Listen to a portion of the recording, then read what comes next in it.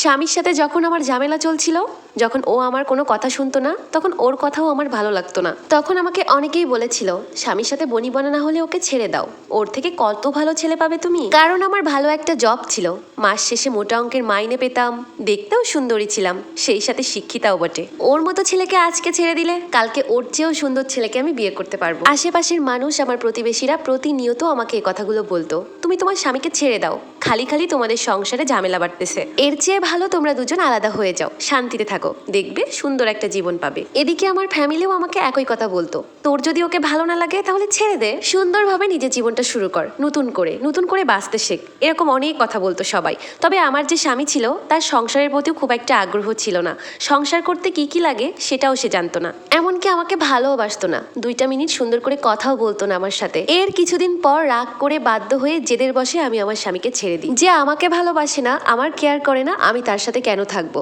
না আমি তার সাথে। আমার স্বামীকে ডিভোর্স দেওয়ার পর আমার কখনো মনে হয়নি যে আমি দ্বিতীয়বার অন্য কাউকে বিয়ে করব, কারণ আমার কোনো আর্থিক সমস্যা ছিল না, 2 হাত ভরে টাকা ইনকাম করতাম, কিন্তু আমার পরিবার এটা মেনে নিতে পারতো না। সব সময় বলতো, তোমার বয়স হয়ে যাচ্ছে, তোমার একটা সুন্দর সংসারের প্রয়োজন, দিন শেষে একটা বাচ্চার প্রয়োজন, তুমি যদি এখন বিয়ে না করো পরবর্তীতে কেউ তোমাকে আর বিয়ে করবে না। মোটামুটি পরিবারের চাপে, কিছুটা আমার সম্মতিতে, আমার পরিবারের পছন্দ করা একটা ছেলেকে আমি দ্বিতীয়বার বিয়ে করি। কিন্তু বাস্তবতা পুরোটাই উল্টো। আমি যত বড় চাকরি করি না কেন আর যত সুন্দরই হই না কেন, একজন ডিভোর্সি মেয়েকে কেউ ভালোভাবে গ্রহণ করে না, হয় সে পরিবারের চাপে বিয়ে করে, আর না হলো সমাজ রক্ষার্থে বিয়ে করে। আমাদের বিয়ের প্রথম 3-4 মাস ভালো গেলেও এখন সে আমাকে প্রতিনিয়ত খোঁটা দেয়। আমি ভালো হলে কেন আমার ডিভোর্স হয়েছিল, আমি খারাপ, আমি নষ্ট মেয়ে, আরো অনেক কথা বলে আমাকে গালমন্দ করে, অনেক সময় গায়েও হাত তুলে বসে। কিন্তু আফসোসের ব্যাপার হচ্ছে, আমার প্রথম স্বামীর সাথে আমার যতই কথা কাটাকাটি হোক না কেন, বিবাহ বিচ্ছেদের শেষ দিন পর্যন্ত সে আমার গায়ে হাত তোলেনি কখনো। কিন্তু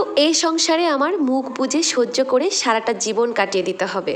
আমার আগের সংসারে আমার যে স্বাধীনতাটা ছিল, এখানে সেটা আর নাই। এখন মনের দিক থেকেও কেন জানি আর বড় হয়ে থাকতে পারি না, নিজের কাছেও নিজেকে খুব ছোট মনে হয়, অবহেলিত মনে হয়। এই যন্ত্রণাগুলো এখন প্রতিনিয়ত আমার ভোগ করতে হচ্ছে। আর তার থেকেও নরকীয় যন্ত্রণা যদি থাকে, সেটা হচ্ছে দ্বিতীয় পুরুষের ছোঁয়ায় প্রথম স্বামীর অনুভূতিগুলো মনে পড়ার মতো এত বাজে অভিজ্ঞতা যেন কারোর না হয়। দিনের পর দিন এই মানসিক যন্ত্রণা, নরকীয় যন্ত্রণা, অবহেলা, এত অপমান আমাকে কুড়ে কুড়ে খাচ্ছে। আর যাই হোক, আমার দ্বিতীয় স্বামী আমাকে যে পরিমাণ অবহেলা করে, যে পরিমাণের অপমান করে, যে পরিমাণের খোঁটা দিয়ে কথা বলে, এমন ব্যবহার আমার প্রথম স্বামী আমার সাথে কখনোই করেনি। বছর খানিক এই তিক্ত অভিজ্ঞতা হওয়ার পর থেকে এখন আমি বুঝতে পারি আমার প্রথম স্বামী কেন আমাকে আগ্রহ দেখাতো না। কারণ আমার অনেক জিদ ছিল, অনেক দিমাগ ছিল। ওই যে আমি দেখতে সুন্দরী ছিলাম, ভালো জব করতাম, 2 হাত ভরে টাকা ইনকাম করতাম, যার কারণে আমি আমার স্বামীকে স্বামী বলেই গণ্য করতাম না। আমার এখনো মনে পড়ে, আমি আমার প্রাক্তন স্বামীকে বলতাম, তোমার মতো ছেলে আমি একটা গেলে 10টা পাবো। আজ আমি বুঝতে পারছি কেন আমার উপর থেকে তার আগ্রহ হারিয়ে গিয়েছিল।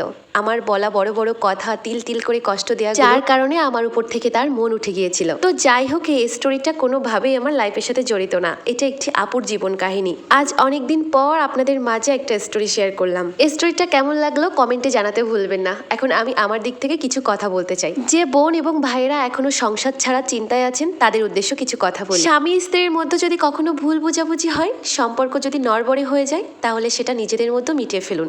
কখনো তৃতীয় ব্যক্তির কাছ থেকে পরামর্শ নিতে যাবেন না। ক্ষণিক সময়ের জন্য আপনাদের মনে হতে পারে ডিভোর্স হলেই হয়তো সবকিছু ঠিক হয়ে যাবে, বেঁচে যাবেন আপনি এই জীবন থেকে। হ্যাঁ, বেঁচে হয়তো যাবেন, কিন্তু আপনাদের একাকী জীবন তিলে তিলে শেষ করে দেবে। এমনকি মনের দিক থেকেও আপনি ভেঙে পড়বেন। কোথাও বেরোতে গেলে নিজের কাছে নিজেকে ছোট মনে হবে, কোথাও যেন একটা সংকোচ কাজ করবে, মনে হবে আপনি মনে হয় এই পৃথিবীতে একদম আলাদা একটা জগতের মানুষ। তাছাড়া প্রথম স্বামীর মতো ভালোবাসা, প্রথম স্বামীর মতো সম্মান আপনি কোথাও পাবেন না। হয়তো একটু আপনার মনের মতো হবে না, কিন্তু মানিয়ে নিতে পারবেন। আর ভাইয়াদের উদ্দেশ্যও বলছি, প্রথম স্ত্রীর মতো ভালো কেউ বাসতে পারে না। দ্বিতীয়বার যে আপনার জীবনে আসবে, সে আখের গোছাতে আসবে। একটা কথা মাথায় রাখবেন, তার জীবনে সবকিছু পাওয়া হয়ে গেছে, এখন সে নিঃসঙ্গতায় একাকিত্ব জীবনের একজন সঙ্গী খুঁজতে এসেছে। তাই প্রথম যাকে পেয়েছেন তাকে আঁকড়ে ধরে রাখুন।